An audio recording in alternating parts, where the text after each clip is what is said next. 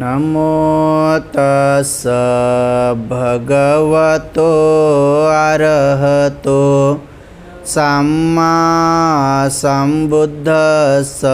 नमो तस्स भगवतो अरहतो सम्मा सम्बुद्धस्स। नमो तस्स भगवतो अरहतो सम्मा सम्बुद्धस्स। तीन रत्नाला प्रथम त्रिवार अभिवादन। बोधिसत्व डॉक्टर बाबासाहेब आंबेडकर यांच्या समग्र धम्मक्रांतीला शेवटच्या श्वासापर्यंत समर्पण।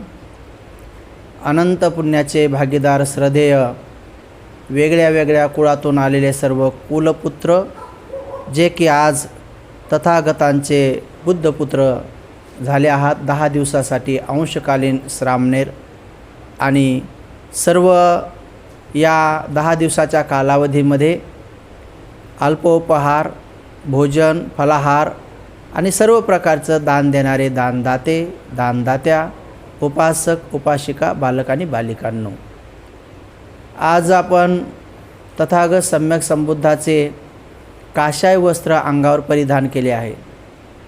हे काशाय वस्त्र पवित्र जीवन जगण्यासाठी तथागताने संघाची निर्मिती करून हे काशाय वस्त्र तथागताने बहाल केले आहे। आज ह्या तथागताच्या चिवराला, ह्या काशाय वस्त्राला एवढा मोठा मान आहे, सन्मान आहे, आदर आहे, सत्कार आहे, बहुमान आहे की याला पाहिल्याबरोबर लोक हात जोडतात। याला पाहिल्याबरोबर लोक हात जोडतात आणि आपलं सर्वस्व म्हणजे आपलं डोकं, आपलं सर्वस्व त्या चिवरधाऱ्यांच्या पायावर ठेवतात। आपलं सर्वस्व त्यांच्या पायावर लीन होतात। एवढा बहुमान, एवढा मान सन्मान कशामुळे होतो? चिवरामुळे होतो।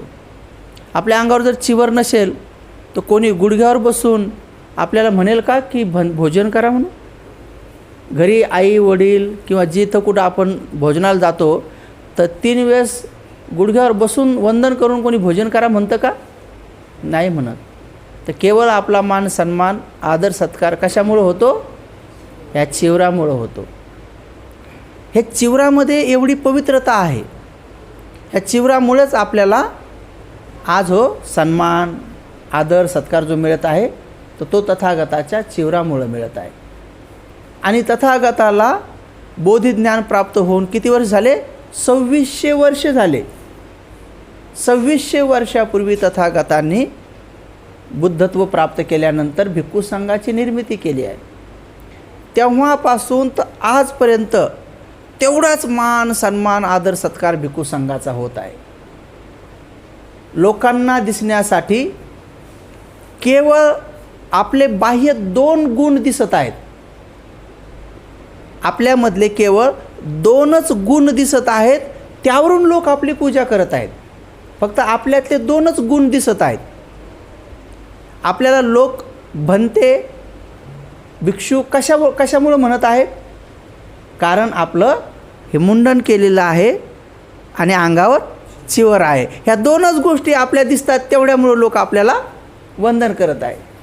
जर मुंडन नसतं, अशी मोठे कटिंग असती मस्त, संजय दत्त सारखी म्हणा, अमिताभ बच्चन सारखी म्हणा, किंवा कोणासारखी तरी असे, किंवा आजकाल ते तेरे नाम मेरे नाम आलं ना कटिंग समजा, किंवा मिलिटरी कट, किंवा आजकाल तो पूर्ण ह्या साईडनं असं चाटी करायची आणि मधातच खोपा ठेवायचा, जसं काय पाखरांना अंडे द्यायचेत, अशी एक कटिंगची स्टाईल आली ना। तर तशी स्टाईल जर असती, दाढी असती, मूछ असती आणि अंगावर वेगवेगळा ड्रेस जर असता तर कोणी असं मान सन्मान, आदर, सत्कार केला असता का? आपल्या कष्टानं कमावलेल्या पैशातून सकाळी लवकर उठून स्वतःच्या हाताने नाश्ता बनवून लोक 7 वाजताच आपल्याला घेऊन आले असते का? कशामुळे सगळं घडतंय? चिवरामुळं। म्हणून तुम्ही चिवरात आल्यानंतर हे स्वतः प्रत्यक्ष जीवन अनुभवायचं। मग आपोआपच आपल्याला जे भिक्षू चिवरधारी असतात, जे कायमस्वरूपी भिक्षू असतात, त्यांच्याबद्दल श्रद्धा उत्पन्न होऊन जाते। आपोआपच होऊन जाते, कारण आपण ते जीवन जगलेलं असतो ना. आपण ते चिवरात राहिल्यामुळं आपल्याला माहीत होऊन जातं की चिवरात कसं जीवन जगावं लागतं. मग आपल्याला चिवरधारी पाहिले की आपल्या लक्षात येतं की अहो, आम्ही स्वतः 10 दिवस असं जीवन जगलेले आहोत, म्हणून आम्हाला माहीत आहे की भिक्षूंचा किती मोठा त्याग असतो. तर बघा, भिक्षूंच्या त्यागाच्या संदर्भात मी तुम्हाला आज थोडक्यात वर्णन सांगतो की तथागत सम्यक संबुद्धाचा सद्धम्म, भगवान बुद्ध महापरिनिर्वाणाला प्राप्त झाल्यानंतर भगवंताचा तो धम्म आजपर्यंत जर कोण टिकवला असेल, आजपर्यंत जर आपल्यापर्यंत कोण आणला असेल, तर तो केवळ आणि केवळ पूज्य भिक्खू संघाने आणलेला आहे. भिक्खू संघाचा एवढा मोठा त्याग आहे, आणि केवळ तो भिक्खू संघाचा त्याग एका देशातील भिक्षू संघाचा नव्हे, जगाच्या पाठीवर जेवढा मोठा भिक्खू संघ आहे त्या सगळ्याच भिक्षूचं योगदान आहे. बाकी तथागताचा सद्धम्म इथपर्यंत घेऊन येण्यामध्ये भिक्खू संघाखेरीज इतरत्र लोकांना, इतरत्र राजे महाराजे किंवा दानदाते महादानी अशा लोकांनी त्या भिक्खू संघाला जतन करण्यासाठी, जोपासण्यासाठी, सांभाळण्यासाठी अहोरात्र कष्ट करून त्यांना सांभाळलेलं आहे. तर अप्रत्यक्षरित्या त्यांचंही योगदान आहे बौद्ध धम्म इथपर्यंत घेऊन येण्यात. पण खरा जर वाटा कोणाचा असेल तर तो भिक्षूचा आहे, कारण त्यांनी आपलं सर्वस्व सोडून माता, प्रेमळ पिता, भाऊ बहीण, गण गोत्र, धन दौलत सारं सोडून त्यांनी तथागताच्या धम्माला समर्पित भावनेनं संघामध्ये ते सहभागी झालेले आहेत. आणि त्यांना केवळ एकच ध्यास आहे, कोणता? की भगवान बुद्धाने जे ज्ञान प्राप्त केलेलं आहे ते ज्ञान आपण थोडं आपल्यामध्ये थोडं सामावून घेणे, आणि जो काही थोडा मोठा आपल्याला साक्षात्कार होईल तो बहुजनांना सांगणे. बहुजन हिताय, बहुजन सुखाय, लोकानुकंपाय. पहिलं आपण ते ज्ञान संपादन करणे, थोडं ते ज्ञान आपण आत्मसात करणे व इतरांना ते थोडं समजून सांगणे. सुखाचा मार्ग कसा असतो, दुःखातून बाहेर पडण्याचा मार्ग कसा असतो, हे लोकांना समजून सांगणे. यासाठी भिक्षू अहोरात्र काम करतात. तर असंच एकदा भगवान तथागत सम्यक संबुद्ध महापरिनिर्वाण प्राप्त झाल्यानंतर भगवान बुद्धाचं वचन, भगवान बुद्धाचे प्रवचनं हे कुठल्याही पुस्तकात लिहिलेले नव्हते, छापलेले नव्हते. मग भगवान बुद्धाची वाणी तर नष्ट झाली नाही पाहिजे. आता हे माझं समजा प्रवचन रेकॉर्ड होतं आहे, उद्या यूट्यूबला समजा आलं की समजून घ्यायचं, ते कायमस्वरूपी राहील. पण तसं त्या काळामध्ये काही सुविधा नव्हत्या. मग भगवान बुद्धाचं प्रवचन एकदा ऐकलं आणि कोणाच्या जर नाही ध्यानात राहिलं तर ते नष्ट झालं, आहे की नाही? मग भगवान बुद्धाने एवढं बुद्धत्व प्राप्त केलं, आणि त्यांनी सांगितलेलं ज्ञान जर ते संकलित नाही झालं, साठून नाही राहिलं किंवा सुरक्षित नाही ठेवलं गेलं, तर मग किती लोकांची हानी होईल. मग समजा त्या काळामध्ये आनंद नावाचे एक भंतेजी होते, त्यांनी भगवान बुद्धाने जेवढे प्रवचनं दिले, जेवढे दुःखमुक्तीचा मार्ग शिकवला, जेवढं सुखाचा मार्ग सांगितला, ते सारे प्रवचनं 82,000 होते. किती होते? आणि ते 82,000 वचनं ऐकून जे अरहंत भिक्षू झाले होते त्या भिक्षूंच्या मुखातून निघालेले 2,000 होते. असे टोटल 84,000. किती? 84,000 बुद्धाचा आणि अरहंताच्या धम्मस्कंधाचा जो उपदेशाचा स्कंद आहे, त्यात अरहंत भिक्षूंचे 2,000, तथागतांचे 82,000, असे 84,000 प्रवचनाचा उपदेशाचा मिळून झालेला सद्धम्म म्हणजे बौद्ध धम्म होय. आलं तुमच्या लक्षात? मग ते 84,000 एका भंतीजीनं पाठ केले होते. त्यांचं नाव काय होतं? पूज्य आनंद थेरो. भगवान बुद्धाचे ते कोण होते? चुलत भाऊ होते, पण इकडे भिक्षू झाल्यावरती त्यांचे उपस्थापक होते. उपस्थापक म्हणजे सेवक होते. सावलीप्रमाणे 24 घंटे त्यांच्यासोबत राहत होते, त्यांची सेवा करत होते. मग भगवान गेल्यानंतर आनंद जीवित होते. आनंद खूप आयुष्य जगले. मग भगवंताची वाणी नष्ट होऊ नये म्हणून मग काही भिक्षूंनी विचार केला की आपण भगवान बुद्धाच्या वचनाचं संगायन करू. संगायन म्हणजे सगळे भिक्षू एकत्र येऊन त्या भगवान बुद्धाच्या प्रवचनाचा एक साथ सगळे मिळून त्याचं गायन करू, गायन म्हणजे सूत्रपाठ करू, जसं आपण नाही का वंदना घेतो तसं. मग भगवान बुद्धाचे जेवढे वचन आहेत त्याचं संगायन करू, म्हणजे सगळा संघ एकत्र येऊन हे बुद्धाचं वचन आहे का, ह्याच्यात काय मिक्स झालं का, खरंच आहे का, कोण साक्षीदार आहे, कोणासमोर भगवान बुद्ध बोलले होते, कुठं बोलले होते, कोणाला उद्देशून बोलले होते, आणि मग कसं बोलले होते, आणि या सूत्राला काय नाव दिलं होतं भगवंतांनी, या प्रवचनाला काय नाव दिलं होतं. असं सारं 84,000 कोणाचं पाठ होतं, आनंदचं पाठ होतं. मग ते आनंद पहिली संगीती झाल्यानंतर तरी पण लिहिलेलं नव्हतं. मग त्या काळात भिक्षू, तो पहिला काळ निघून गेला. मग पुढंसुद्धा 300 ते 400 वर्षानंतर हे भगवान बुद्धाचे प्रवचनं छापल्या गेले, चौथ्या संगीतीमध्ये छापल्या गेले. पहिली संगीती भारतात झाली, दुसरी भारतात झाली, तिसरी भारतात झाली, चौथी श्रीलंकेमध्ये झाली. मग श्रीलंकेमध्ये राजा कनिष्क यांच्या काळामध्ये भगवान बुद्धाचे सगळे प्रवचनं हे ताम्रपटावर त्याच्यावर छापल्या गेले, लिहिल्या गेले पहिल्यांदा. ते ताम्रपट अजूनही श्रीलंकेत आहेत.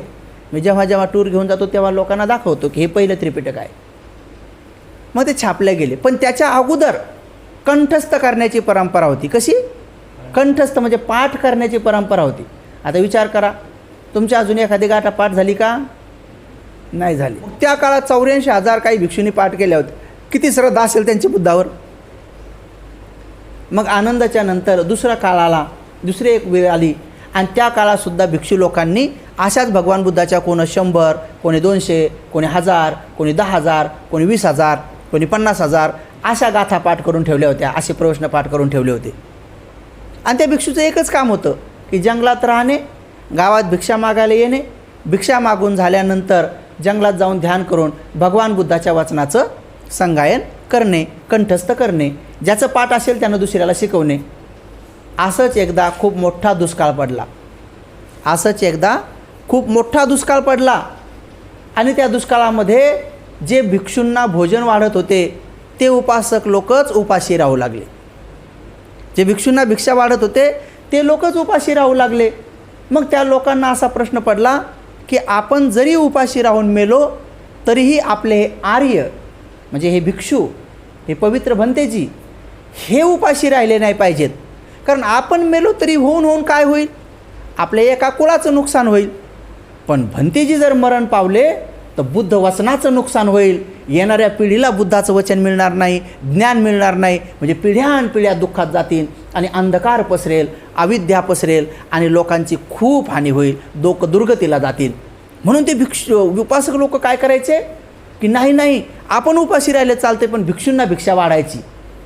आणि जेव्हा ही गोष्ट भिक्षूंना कळाली की अहो आपले उपासक एवढे चांगले आहेत की ते स्वतः उपाशी राहू लागलेत पण आपल्याला भिक्षा वाढू लागलेत, ते स्वतः उपाशी राहू लागलेत पण आपल्याला भिक्षा वाढू लागलेत. बघा अनेक असे काही उपासक आहेत बिचारे, गरीब आहेत, ते गरीब इतकं होत नाही पण आपल्याला 50-60 जणाला भोजन आणू लागलेत. असं फार धनवान आणि पैशावालीच लोक आणू लागलेत असं नाही, पण त्यांची इच्छा आहे की भंतेजीला दिलं पाहिजे. कारण हे भंतेजी भगवान बुद्धाच्या धम्माचं पालन करू लागलेत, आपण तर काय घरी राहतो म्हणून बिचारे श्रद्धेनं आपल्याला पण देऊ लागलेत लोक. आता तर त्या काळात लोक दुष्काळामध्ये स्वतः उपाशी राहून भिक्षूला देऊ लागले. पण भिक्षू सांगायला काही पटलं नाही की आपण त्यांना उपाशी ठेवायचं आणि आपण जगायचं. अरे आपण तर बुद्धाचे दयाळू भिक्षू, आपण तर बलशाली आहोत, ते तर ग्रस्त लोक आहेत, तर आपण समजा कमी जरी खाल्लं किंवा नाही खाल्लं तर ध्यानाच्या बळावर आपण जिवंत राहू. म्हणून त्यांनी असा विचार केला की गावात भिक्षाला जायचं नाही. बघा ते गावातले लोक भिक्षूची काळजी करू लागले. भिक्षू बी एवढे दयाळू बिचारे, ते गावातल्या लोकांची काळजी करू लागले. आणि जास्त दुष्काळ पडला त्यामुळं भिक्षूंना असं वाटलं आता तर गावात जायचंच नाही. कारण कोणी तर असे आहेत की त्यांच्या दारावर गेल्यानंतर त्यांच्या घरात देण्यासाठीच काही नाही, त्यांच्या घरात भंतेजीला देण्यासाठी काही नाही, तर त्यांना डबल दुःख होईल. कोणतं? एक तर त्यांना खायला काही नाही त्याचं दुःख, आणि दुसरी गोष्ट आमच्या पूज्य भंतेजीला आम्ही देऊ शकलो नाही त्याचं डबल दुःख.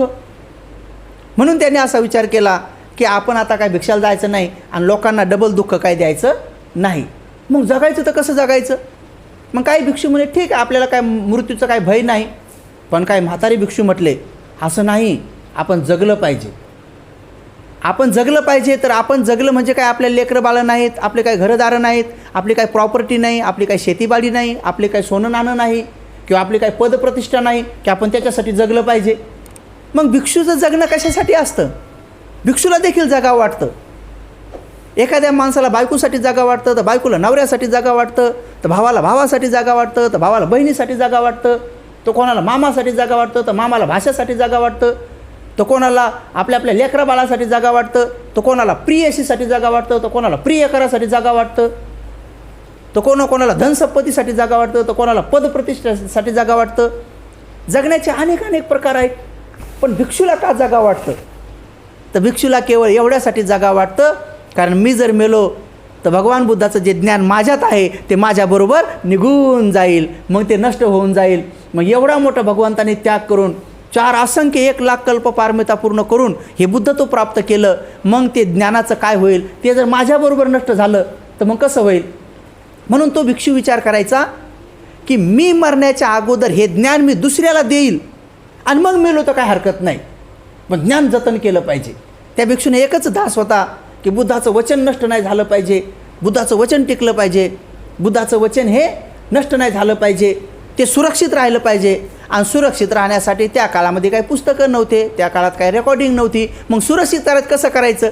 तर मी कंठस्थ केलेलं आहे, मी पाठ केलेलं आहे, तर दुसऱ्याला पाठ करायला लावायचं. आणि जेव्हा त्याचं पूर्ण पाठ झालं तर समजून घ्यायचं की ह्या कपाटामध्ये ठेवलं, आता ह्या कपाटामध्ये ठेवलं, ह्या तिजोरीमध्ये ठेवलं, आपल्या तिजोरीमध्ये ठेवलं. कारण बुद्धाचं ज्ञान म्हणजे धन, तर हे धन आपल्या तिजोरीमध्ये ठेवलं आणि हे मौल्यवान धन मग आपल्यातून ज्यानं पाठ केला आता त्या तिजोरीत ठेवलं. मग आपण मरायला मोकळे. मग ते भिक्षू प्रसन्न व्हायचे की आता मी मरायला मोकळा आहे, आता मरायचं मला काय भय नाही, कारण बुद्धाचं धन हे ज्ञानाचं धन मी आता ह्या तिजोरीत सुरक्षित ठेवलेलं आहे. दुसऱ्या भिक्षूनं ते पाठ केलेलं आहे.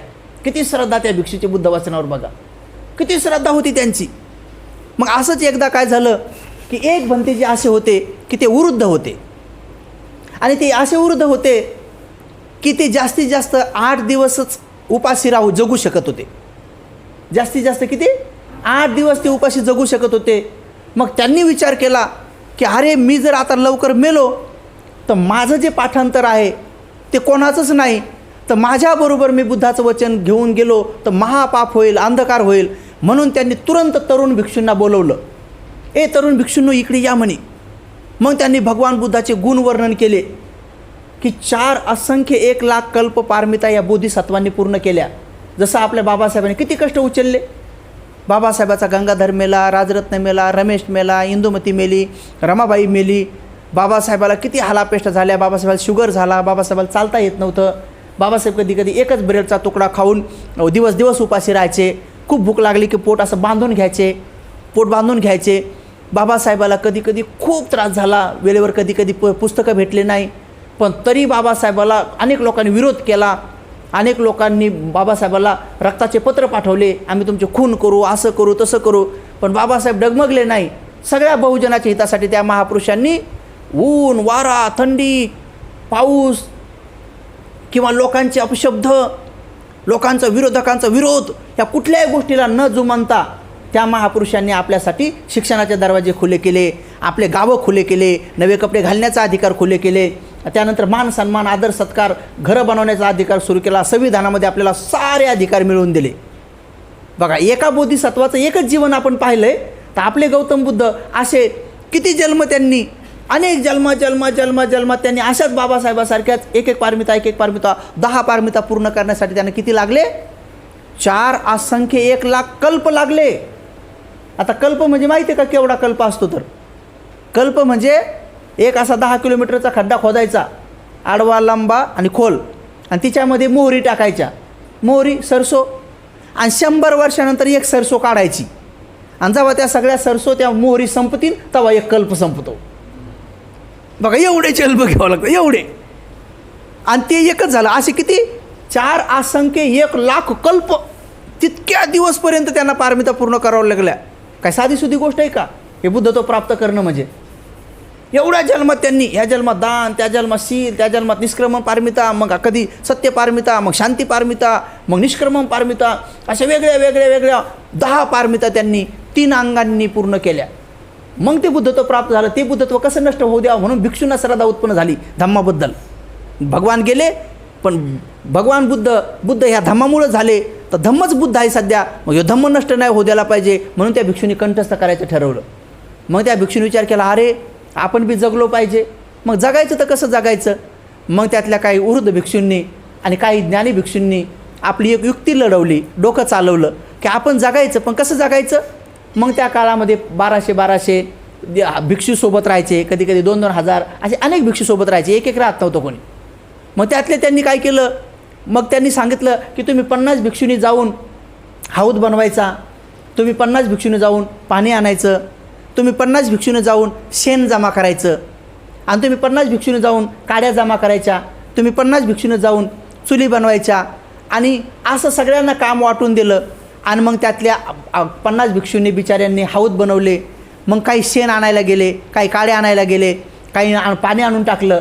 आणि ते सारे भिक्षू बिचारे काय करायचे, वृद्ध भिक्षूला कुठं जाऊ देत नव्हते, आणि ते सगळे शेण जमा करून आणायचे, आणि ते हौदात पाणी टाकलं होतं ना, ते शेण त्या पाण्यात टाकून द्यायचे.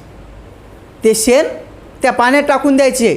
मग पाण्यात टाकल्यावर काय व्हायचं, ते शेण खाली जायचं, आणि त्या शेणामध्ये जे थोडे दाणे असायचे, शेणामध्ये जे दाणे असायचे छोटे छोटे, तर ते दाणे वर तरंगायचे.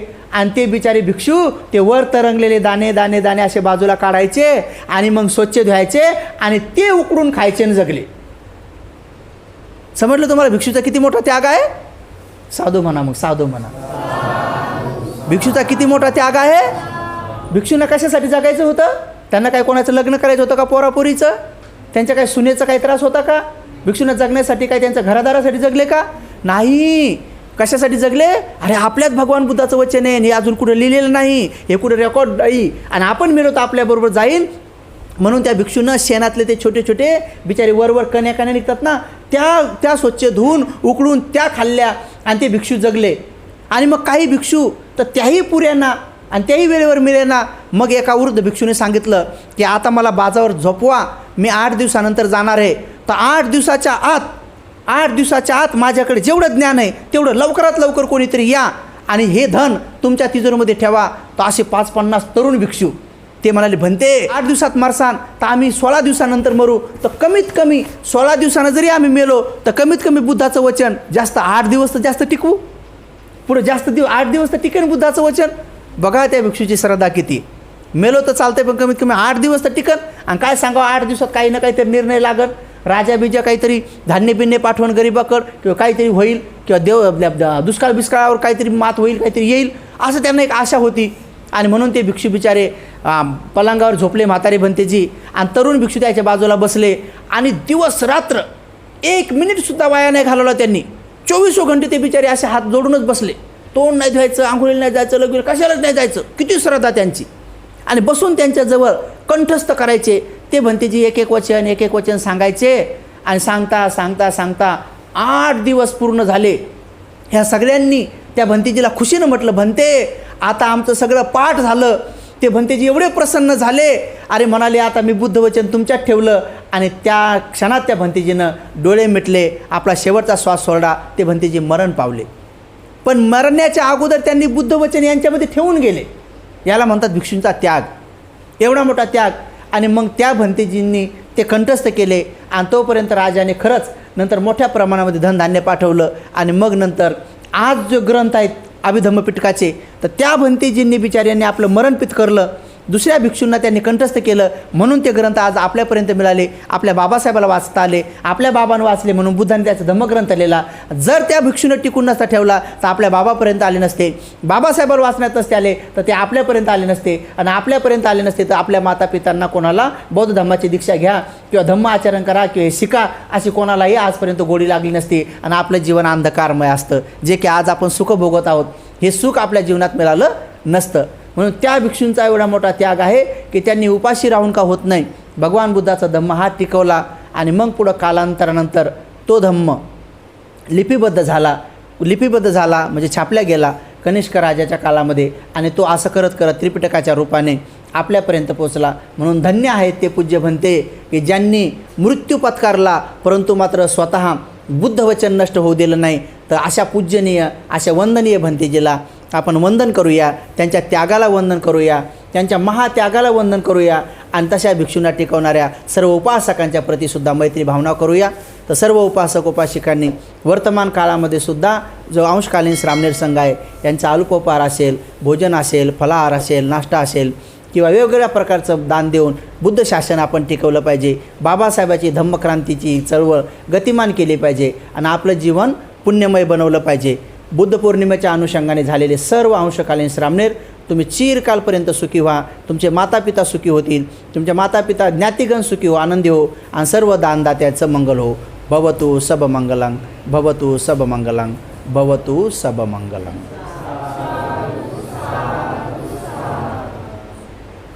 बुद्धं नमामि, धम्मं नमामि, संघं नमामि.